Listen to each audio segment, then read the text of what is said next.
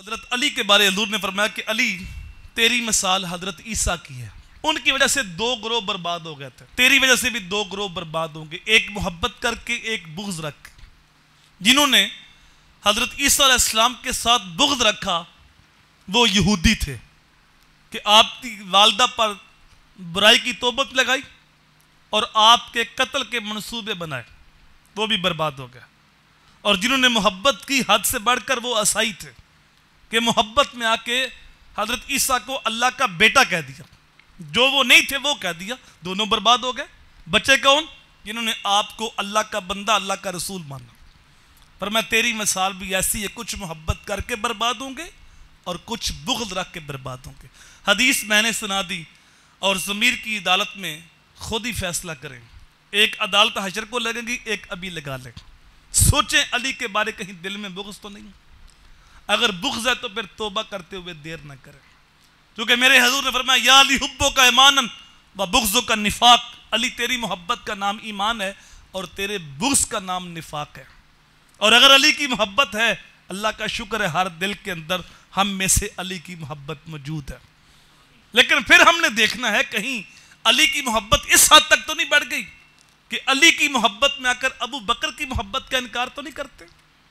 وہ ابو بکر جس کے بارے میرے حضور نے فرمایا میرے اوپر جس نے بھی احسان کیا میں نے اس کے احسان کا بدلہ دے دیا, لیکن ابو بکر ایک ایسا شخص ہے جس کے احسان کا بدلہ قیامت کو اللہ ہی پورا فرمائے گا. کہیں حضرت علی کی محبت میں آ کر حضرت عمر کی محبت کا انکار تو نہیں کرتے. وہ عمر جس کے بارے میرے حضور نے فرمایا لو کانا بادی نبی لکانا عمر, میرے بعد نبوت کا دروازہ بند ہے, اگر میرے بعد کو نبی ہوتا تو عمر فاروق ہوتا. الشیطان یفر من ظل عمر, میرا عمر اتنا پاک ہے شیطان بھی ڈر کے راستہ چھوڑ دیتا. کہیں ان کی محبت کا انکار تو نہیں کرتے. میرے حضور فرمایا جس نے جنتی دیکھنا میرے عمر کو دیکھا. کہیں علی کی محبت میں آ کر عثمان غنی کی محبت کا انکار تو نہیں کرتے. وہ عثمان غنی جس کے بارے میرے حضور فرمائے کہ جنت میں ہر نبی کا ایک ساتھی ہوتا ہے, اور سنو جو میرا ساتھی ہے وہ عثمان غنی ہے. اور حضرت علی کی بڑی عظمت ہے, بڑی شان ہے کہ ان کے عقد زوجیت میں حضور کی لاڈلی صاحبزادی سیدہ طیبہ طاہرہ حضرت فاطمہ سلام اللہ علیہا. لیکن عثمان غنی کی عظمت دیکھیے, حضرت علی کے نکاح میں حضور کی ایک صاحبزادی اور عثمان غنی کے نکاح میں حضور کی دو صاحبزادیاں. جب پہلی صاحبزادی انتقال کر گئی تو حضور نے دوسری بیٹی کا نکاح پڑھا اور ساتھ فرمایا لو کانا اندی میات بناتن لزوجتک یا عثمان, اے عثمان اگر خدا محمد کو 100 بیٹیاں عطا کرتا اور وہ تیرے نکاح میں جاتی اور فوت ہوتی جاتی, میں 100 کی 100 تیرے نکاح میں دیتا. کہیں ان کی محبت کا انکار تو نہیں کرتے. یا علی کی محبت میں آ کر کسی اور صحابی کی محبت کا انکار تو نہیں کرتے. آج جس دور سے میں اور آپ گزر رہے ہیں لوگ اہل بیت کی محبت کی بات تو کرتے ہیں لیکن صحابہ کو گالیاں دیتے ہیں, برا بلا کہتے ہیں.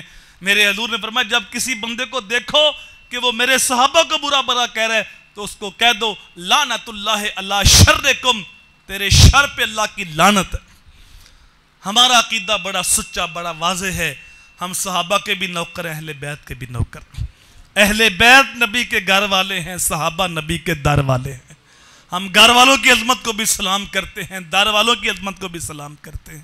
گھر والوں کے ساتھ جو محبت ہے وہ بھی حضور کی وجہ سے ہے, اور در والوں کے ساتھ جو عقیدت ہے وہ بھی حضور کی وجہ سے. ہم نے نہ کبھی قطرہ دیکھا نہ دریا پہ غور کیا, جس جگہ تیری جھلک پائی وہیں ڈوب گئے.